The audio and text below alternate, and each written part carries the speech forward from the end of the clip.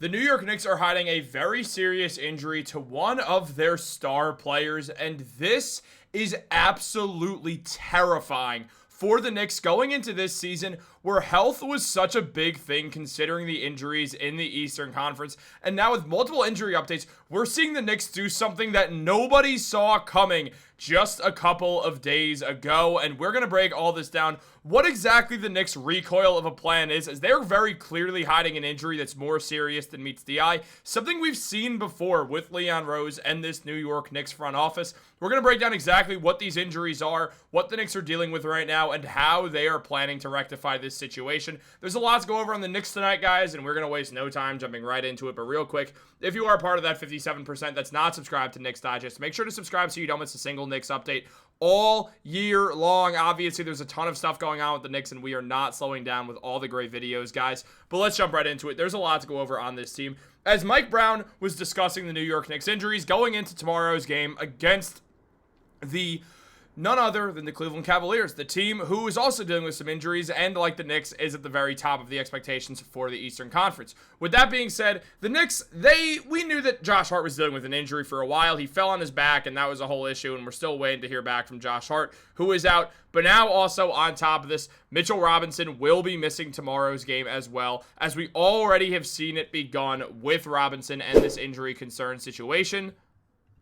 As it was mentioned by James Edwards, that the situation involving Mitchell Robinson is a bit peculiar. The often injured big man who played a pivotal role in the Knicks' run to the Eastern Conference Finals last season after not making his debut until late February, played in the Knicks' first 3 preseason games before exiting in the middle of the third game when the rest of the starters kept playing. Robinson didn't end last regular season injured, nor has the team said he was injured during training camp. Mike Brown has continued to say that Robinson hadn't practiced in 2 weeks due to workload management. On top of that, Brown said, there's probably a chance that I'll try to duplicate the lineups. Whatever duplication means, just to try to keep everything else consistent. And I feel we have, especially early on, you want to give guys opportunities so you can see if guys can really handle it or not. And so I think we feel pretty deep. Time will tell, and so I will probably duplicate the lineups more than change it, but don't hold me to that. And that's in regards to what the starting lineup's going to be. So not only are we seeing that Mitchell Robinson is injured, and apparently it's because of load management.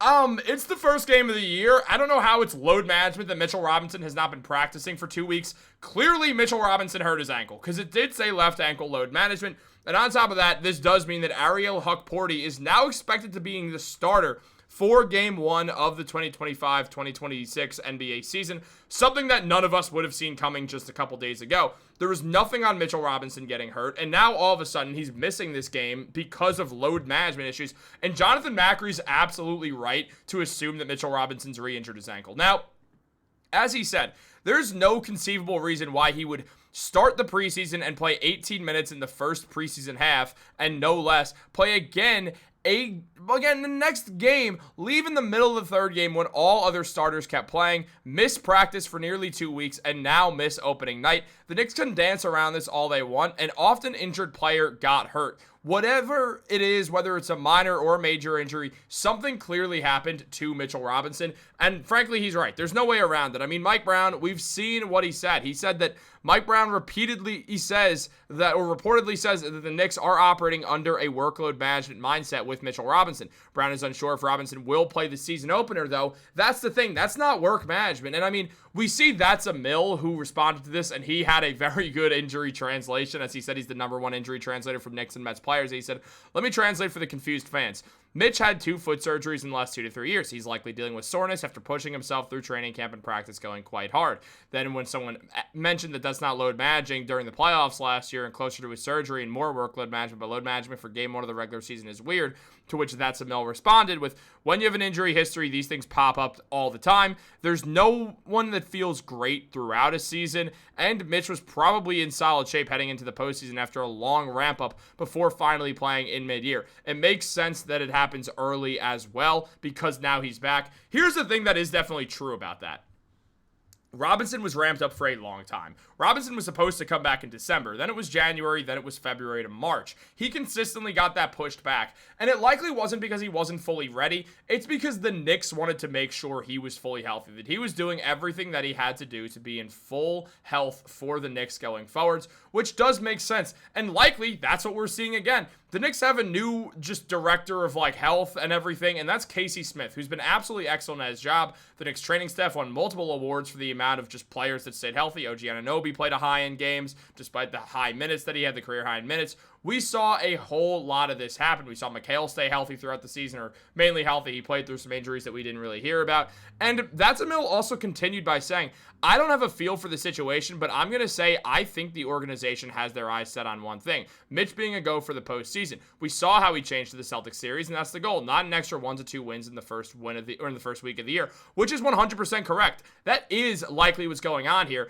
Is that what happened is Mitchell Robinson is at the end of the day dealing with ankle soreness. That makes sense. He's had 2 surgeries on his ankle. That happens all the time with athletes. You think that these athletes are always 100% healthy. They're not. Mikal Bridges has played through multiple injuries throughout his career. He played through injuries with the Knicks last year. That's just how Mikal is. And Mitchell Robinson, he's injury prone. So when his ankle is hurting, the Knicks don't want to push him because of the fact that after hurting his ankle, he came back and dealt with a stress fracture for a while, which caused another whole can of worms to be opened when he went down with that injury. That's the big fear, that when he went down with that stress injury and then had to have another operation after that, there was a lot of concern surrounding Mitch and what was going to happen. And that makes sense, because at the end of the day, the Knicks don't need Mitch today. They don't need Mitch tomorrow. They don't need him this month, next month, the month after, or the month after that. They don't need him until March, really. They don't. That's when Mitch is really needed for the Knicks. They are not going to push him. Casey Smith is not going to push him against his will. He's going to make sure everything's going to be all right.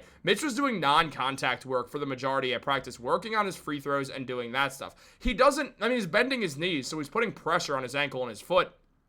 It's not like he's injured. He's not. He's in pain from past injuries. And because of that, it's being hidden. The problem is work management and just not playing for 2 straight weeks means that soreness has been lingering. That is a worrisome sign. That is signs that something is very likely a lot more wrong than meets the eye. Fans should be just very cautious about this moving forwards in regards to Robinson. The Knicks have kept him around for a while because he's been able to deal with all this. And also, let's not forget that this has happened under the Knicks before. We didn't know anything about Mitch for the longest time with the injury. Remember when Julius Randle dislocated his shoulder and everyone was wondering, oh, when will he be back? And they kept saying he was ramping it up, doing good work, getting closer, getting closer, getting closer, getting closer. He had surgery, he's out for the year, never plays for the Knicks again.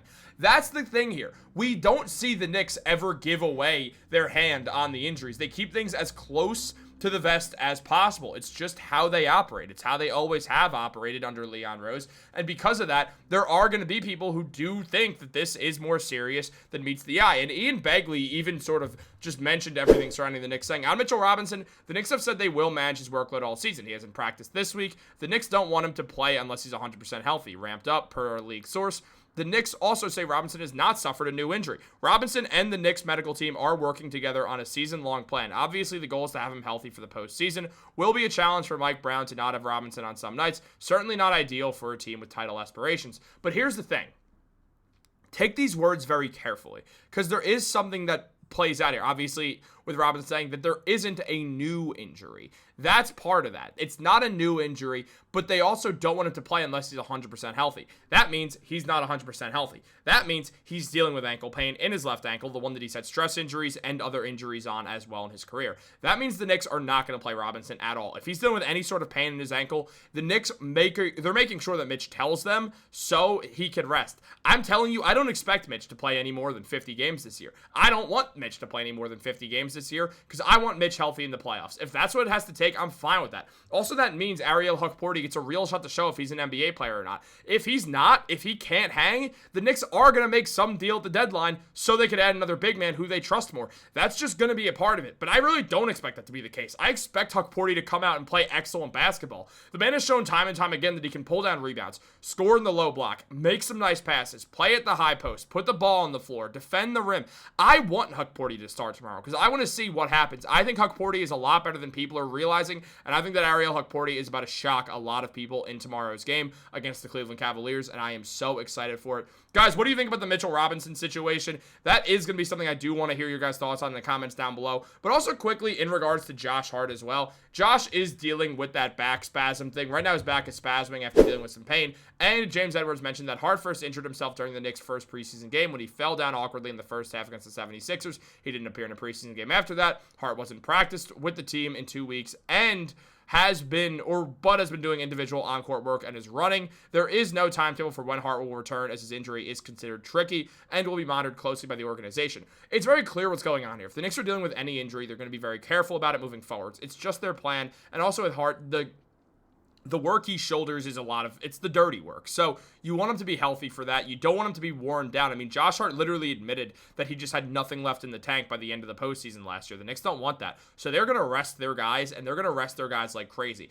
It's just that they want Mike Brown in many ways to be the anti-Thibodeau with that type of stuff, and that's exactly what's going to happen. It's going to be interesting to see how it all goes down. Let me know what you think about Josh Hart's injury as well. Like this video, subscribe, turn on post notifications. Have a great day, guys. Go Knicks. Thank you for all the support. It's almost basketball time.